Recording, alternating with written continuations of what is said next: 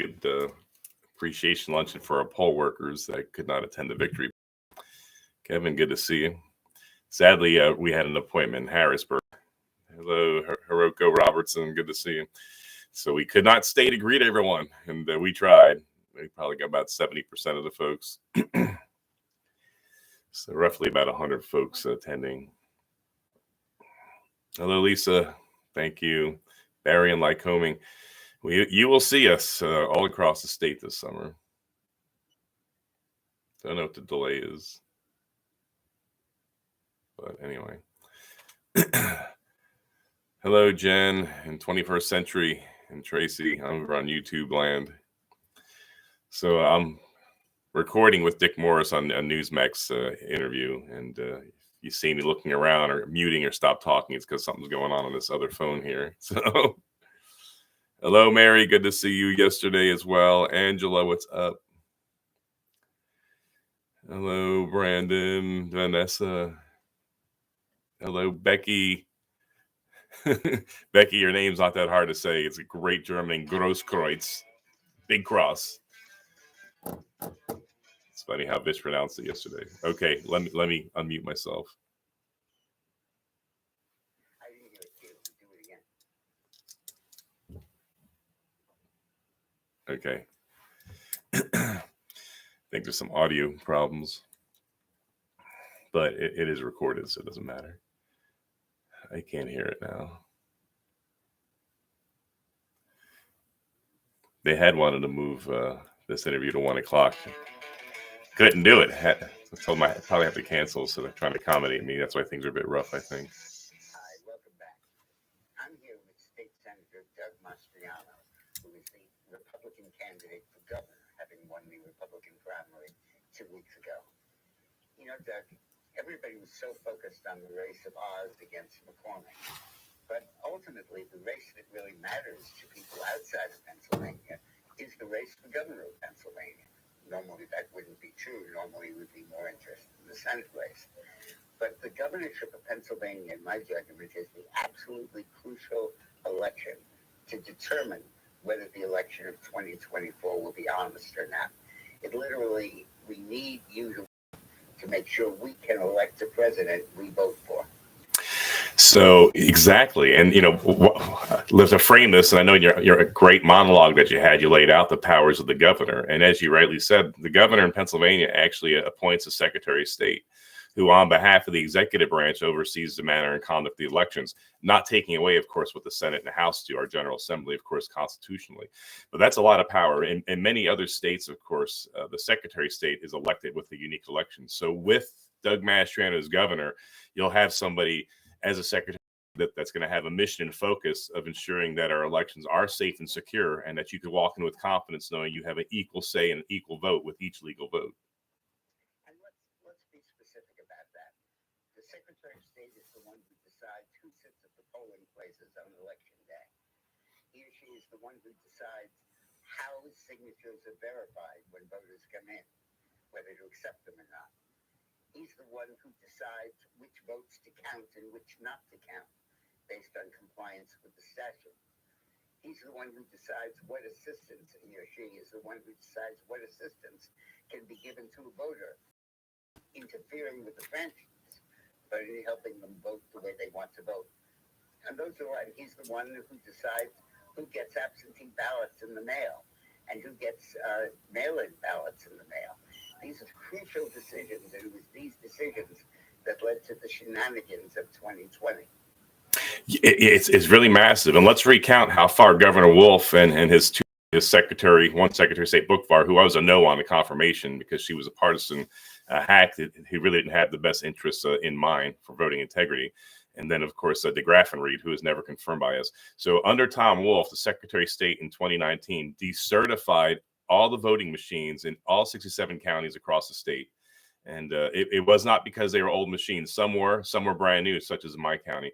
Under our Secretary of State, unilaterally, a decision was made to allow Democrat counties to cure ballots incorrectly filled out. That's to make corrections on ballots. This is unprecedented. That would be a felony, I believe, or some sort of crime anyway in days gone by. Yeah, absolutely. You know how they corrected the ballot? They erased a typo of That was it was a typo. A real correction. And the interesting thing is that the Republican legislature in Pennsylvania passed a wonderful election reform bill, just like the one that passed in Georgia and Florida, but Governor Wolf vetoed it. So we are absolutely back to square one. If the presidential election were held this year, it would be under the same rules, the same Secretary of State, the same process that led to the shenanigans of 2020. But if you're elected, we're going to have an honest election. And I think that's why everybody in this country has skin in this game. Yeah, I agree. Pennsylvania is the state where our nation, of course, was born in 1776. It is the Keystone State. It's heartbreaking for me to say, Dick, that I saw better elections in Afghanistan and in Pennsylvania. That's not hyperbole. I mean, there was ID required, biometrics. No, I don't want biometrics in Pennsylvania, but it shows you how far we went internationally to ensure Afghan elections were reliable. I served there a bit in 2006, 2007, 2008. Well, thank you for your service. Thank you. Moving beyond the issue of election fraud, Pennsylvania is in the Northeast. It's right next to New York and Maryland and stuff. But in fact, it really belongs in the Gulf because you are as much of an oil and energy producing state as Texas or Louisiana or Oklahoma, or to go a little farther north and South Dakota. And I believe that Pennsylvania is the third largest energy producing state in America. Am I right? That is correct. We're number 3, I believe, after Texas and Alaska. And because of 8 years of Democrat policies, we have not developed energy to the level that we should have. We get no net savings in Pennsylvania. And in fact, the tax money is used and it goes to, to the cities and what have you. And so under Mastriano, we're going to roll back 8 years of regulations. I'm going to remove us on day one from this Paris Climate Accord version that we have in the States called the Regional Greenhouse Gas Initiative, which is driving up our energy costs almost by 50% this year. It's going to cost the taxpayers an extra $500 million this year alone because of this compact that we're involved with paying for CO2 emissions.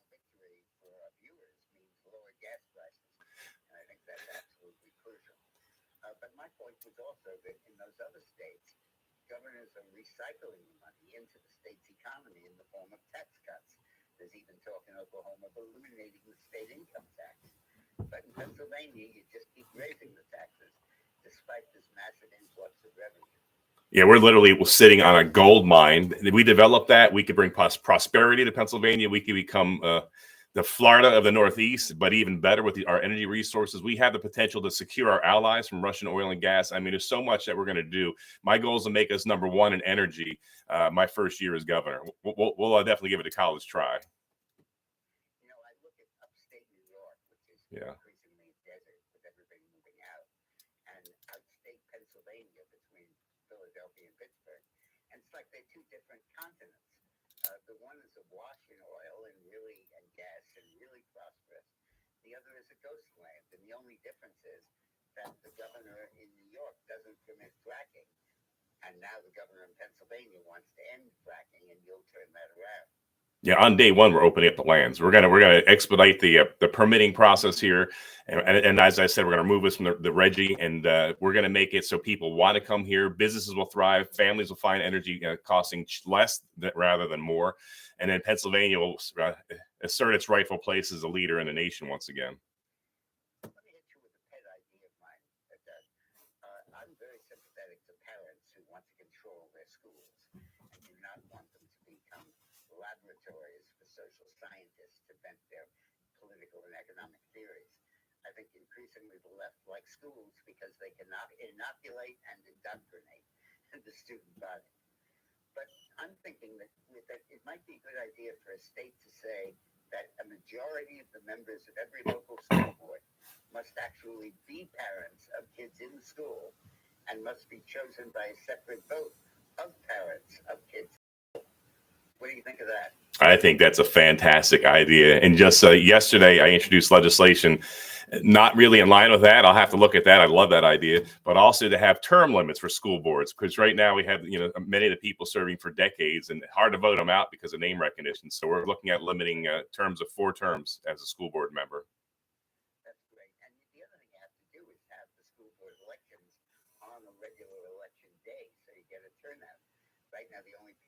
vote are the teachers union and a few of the administrators. The parents largely don't even know that there is an election going on. Yeah, no, you're right, and I think the past 2 years, Dick, has been a wake up call for most Pennsylvanians since we saw school boards oppress our kids with masks and overreact. Scientific reason to do that during the shutdown. And so I've seen a large movement across the state of good, upstanding citizens, parents who have run for school board and are taking the school boards back. I mean, I'm really hopeful. Yeah, that's great. You know, I normally would not invite a governor candidate to come on because, you know, the other 49 states could care less who the governor is.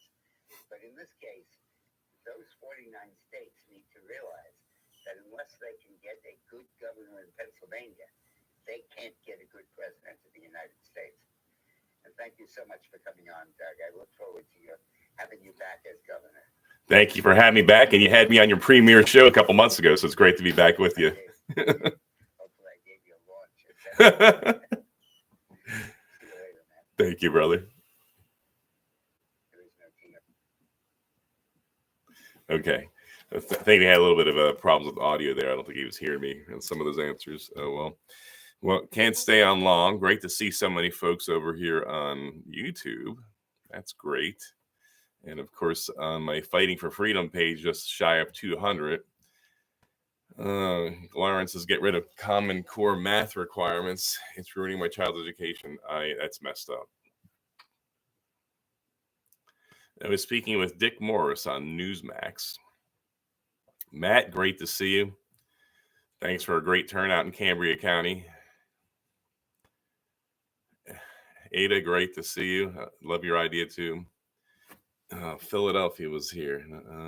Ann, good to see you. Edison, that's a great name. Gloria, thanks for making it out to the celebration party. Sorry it was so short.